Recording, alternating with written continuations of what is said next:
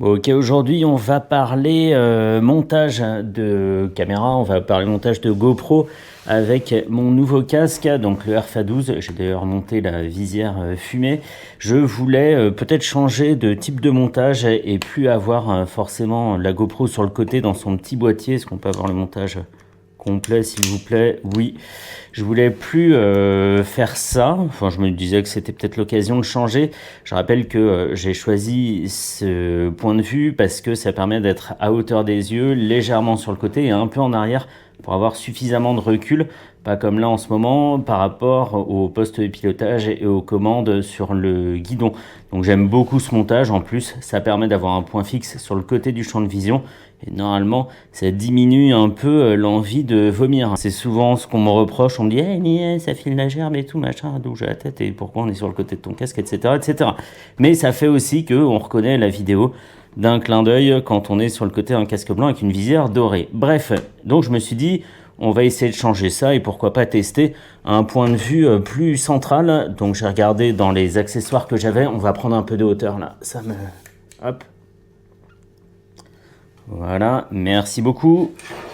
Donc j'ai regardé dans les accessoires que j'avais. Ça, je m'en sers pour mon casque de motocross en général. Il n'est pas très adapté à un casque comme celui-ci parce que quand on fait passer les petites lanières là et qu'on veut bien serrer, et ben en fait on tord la mentonnière, donc pas idéal, et on n'a jamais assez justement de force pour bien serrer. Sinon c'est plutôt stylé. Deuxième inconvénient, c'est que ça passe pile sur la ventilation, donc bien pour le cross, pas pour les casques de route. J'ai continué à chercher dans les accessoires que j'ai, hop, et j'ai trouvé ça aussi. Donc il y a de l'autocollant 3M qui va ici, et tu te retrouves avec quelque chose comme ça. C'est plutôt pas mal adapté, parce que quand tu colles, là on voit qu'il y a un jour, quand tu colles, tu peux un peu forcer le matériau, et finir par avoir 100% de contact. Mais c'est archi moche.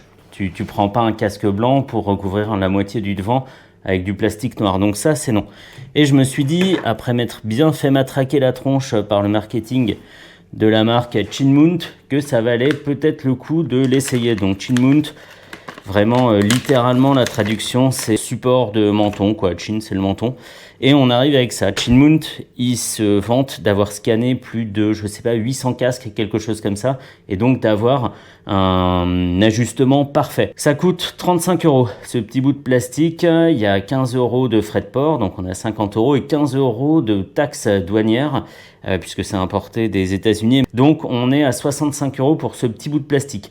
Sur les communications, le truc est super propre, nickel, effectivement. Tu regardes ici, c'est tout beau. Est-ce qu'on peut avoir un peu de lumière, s'il vous plaît? Merci. Et en fait, quand tu regardes, la lumière, ça change rien.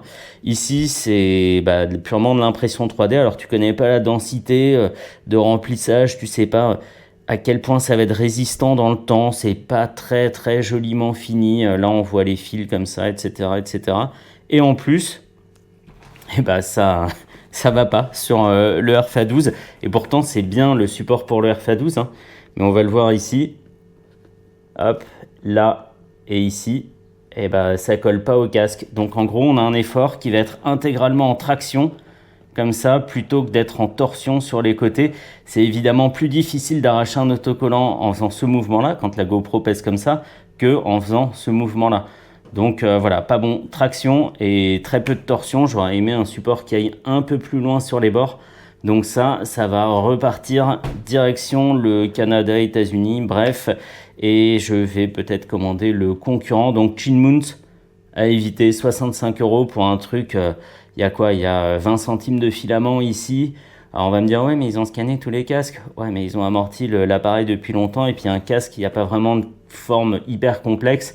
Et puis finalement, tu as besoin que de ce petit carré dans le scan. Donc c'est assez vite fait. Donc Chinmount à éviter parce que c'est du caca et ça fit très mal. En gros, les mecs t'impriment la pièce et s'assurent pas après que ça va parfaitement sur ton casque, quoi. Donc un peu déçu. Et même en forçant, j'arriverai pas à bien le faire coller. Et même dans l'autre sens, hein, j'avais essayé les deux sens. La surface de contact est pas assez importante. Et on me voit dans le casque. Donc voilà, Chinmount. Caca, pas bien du tout.